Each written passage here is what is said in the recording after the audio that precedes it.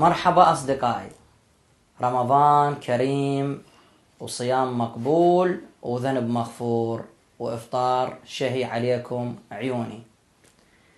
كلمة عيوني يستخدمها العراقي لما يتحدث ويا واحد عزيز عليه.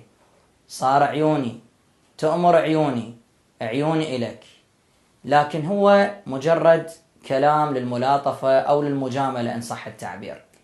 لكن ضيفي سواها وقدم عيونه لأعز ما نملك، للأرض والعرض والمقدسات، بحرب مقدسة مع داعش الإرهابي الذي احتل البلد وكاد أن يقضي على العراق، ولكن بفضل الله وبفضل الشرفاء الأبطال الغيارة من قواتنا الأمنية وحشدنا الشعبي قدرنا ننتصر.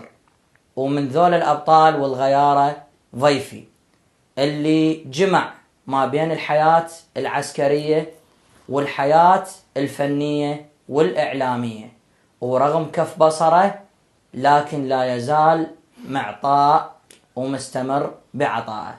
العقيد علاء العيداني ضيف هذه الحلقة. حياك الله سيادة العقيد ورمضان كريم عليك. الله يحييك واهلا وسهلا بك، رمضان كريم عليك وعلى شعبنا العراقي وعلى الأمة الإسلامية، واهلا وسهلا بكم، شرفتونا. الله يحفظك سيادة العقيد. وأحب أبدأ وياك، حضرتك قدرت تجمع